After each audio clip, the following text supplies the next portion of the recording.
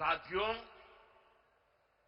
एक बार कोयले से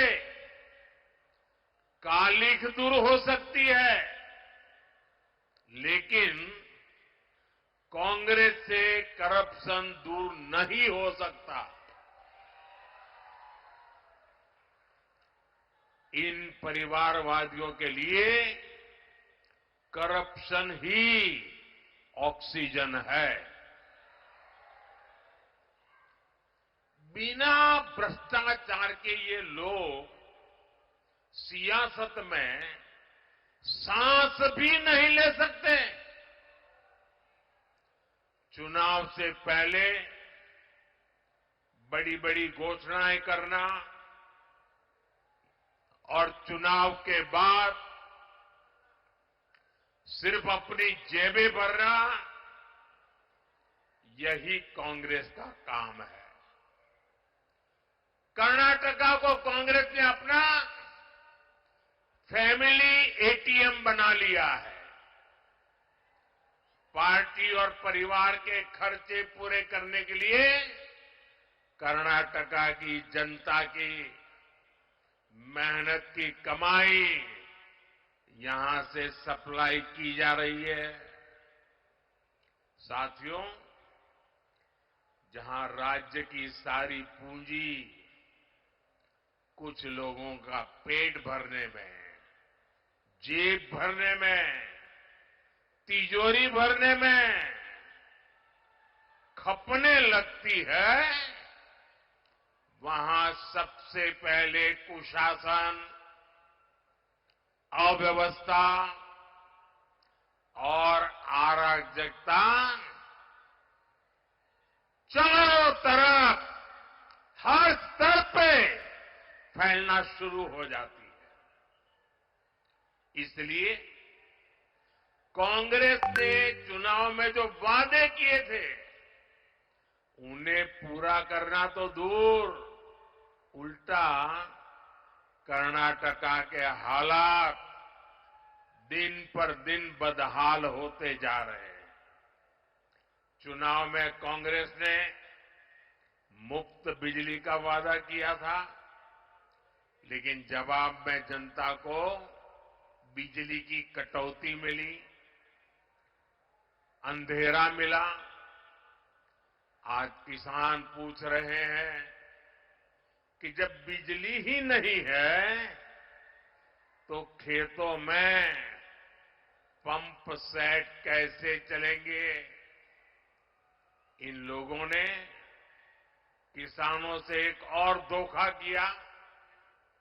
हर किसान को पता है कि मोदी सरकार यहां के 55 लाख किसानों के लिए पीएम किसान सम्मान निधि के पैसे भेजती है।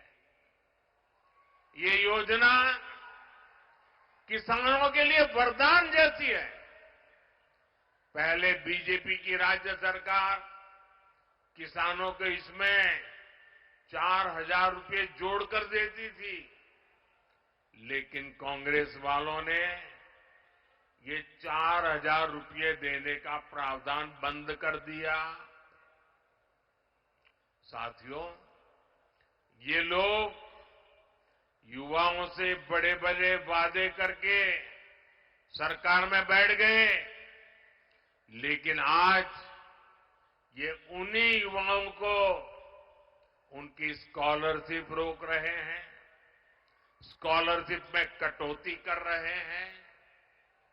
ये कांग्रेस ही है जो नौजवानों के हक मारने का पाप कर रही है। कांग्रेस की लूट का हाल ये है कि छोटे छोटे विकास कार्यों के लिए भी सरकार के पास पैसे ही नहीं हैं। विधायकों को कह दिया गया है कि सरकार के पास पैसे नहीं है, हाथ ऊपर कर दिए।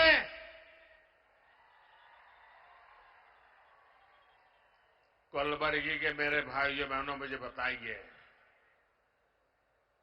क्या कोई सरकार ऐसे चल सकती है क्या?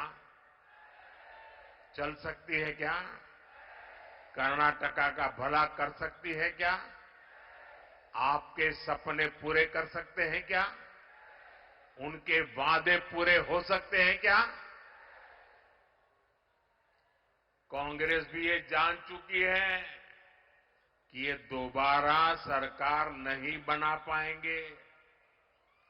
इसलिए कांग्रेस का एक ही एजेंडा बचा है, जितना लूट सको